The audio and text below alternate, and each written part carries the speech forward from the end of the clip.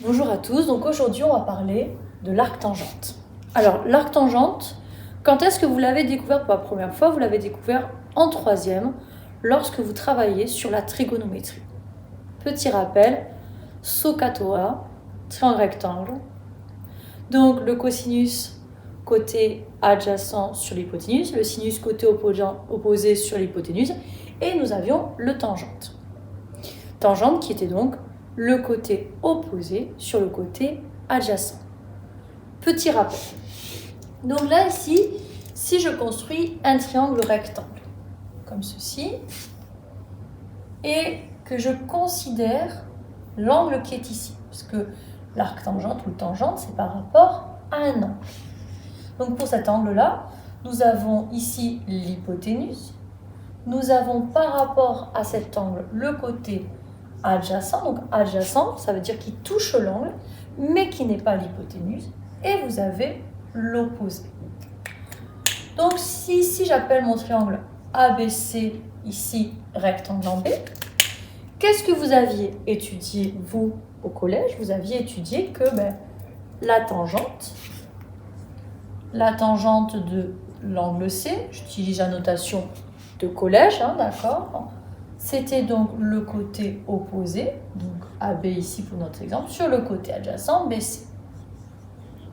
Et puis vous aviez vu d'autres éléments, vous aviez vu que ici, c'était aussi que notre tangente, c'était le sinus de cet angle sur le cosinus de cet angle.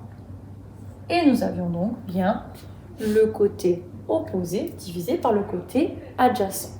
Alors vous allez me dire, oui, mais là vous me parlez de tangente et pas d'arc tangente. En fait, l'idée, c'est que chaque fonction va avoir son fonction inverse. Alors on va voir après sur quel ensemble de définitions, c'est ce que nous allons travailler dans un deuxième temps. Si par exemple, là, je ne veux pas la tangente, mais je veux juste l'angle C. Je veux donc me débarrasser de la tangente. Donc je vais devoir avoir l'inverse de la tangente. Et c'est là où on va voir que notre angle C va être donc l'arc tangente de AB ici sur BC. Et ici, on a notre angle C. Donc là, l'idée maintenant, c'est un petit peu de nous éloigner de ce que vous faisiez au collège pour considérer cette fonction arc tangente comme une fonction à part entière. Arc tangente que on va aussi appeler tangente moins 1, d'accord? C'est la notation du moins 1 qui va donner cette notion d'inverse.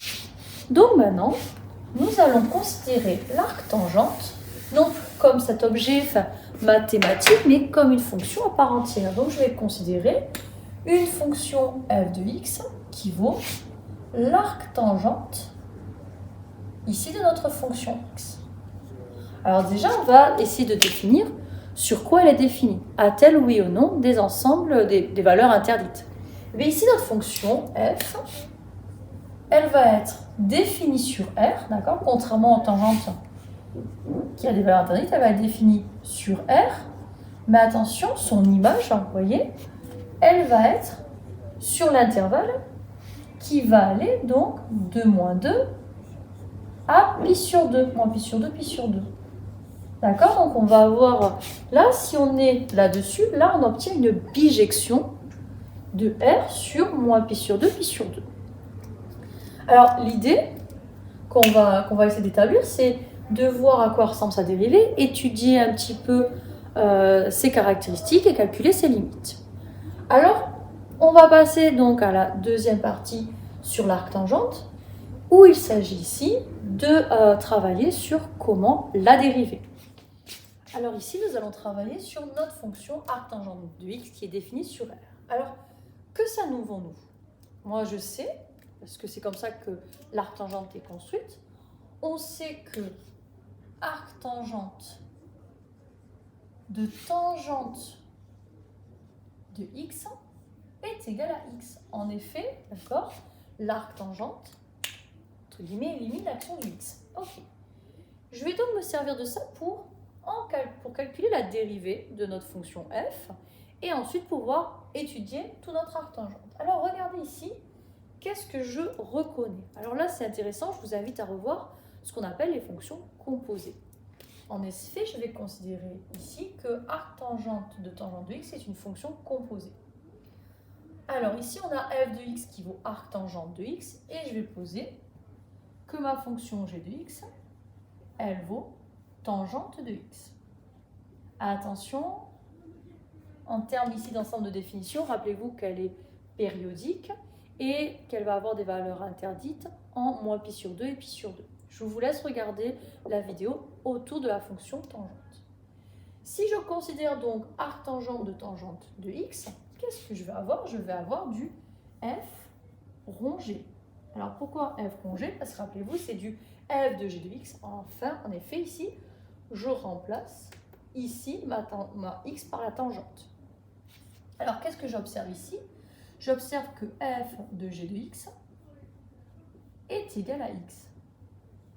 Alors maintenant, si je dérive de chaque côté, rappelez-vous comment on va faire, je vais dériver de chaque côté. La dérivée d'une fonction composée, ça va donc être g' de x fois f' de g de x. Et qu'est-ce qu'on sait? On sait que la dérivée de x, c'est 1. Alors, je vous invite à revoir la fonction sur la tangente. Qu'est-ce que je sais? Je sais que la dérivée de la tangente, c'est 1 plus tangente au carré de x fois, alors là, la dérivée f', je ne la connais pas, f' de g de x, qui est égal à 1. Donc là, ici, entre les deux, j'ai à multiplier, je vais donc diviser. Je vais avoir donc que ma dérivée, f' de x, f', attention, de g de x, et c'est là où ça va faire la différence, et je vais vous demander d'être bien attentif là-dessus, ça va être du 1 sur 1 plus tangente au carré de x. Attention ici, vous voyez qu'on a une fonction composée, c'est-à-dire que là, on a du g de x. C'est-à-dire que là, on a du tangente, on a f' de la tangente qui est égal à 1 sur 1 plus tangente au carré de x. Qu'est-ce qu'on en déduit, ce tangente qui est là? Si au lieu d'avoir du g de x, donc du tangente, j'avais du x, cela signifierait que pour tout x appartenant à R, je vais donc avoir que mon f' de x, il vaut 1 sur 1 plus x au carré.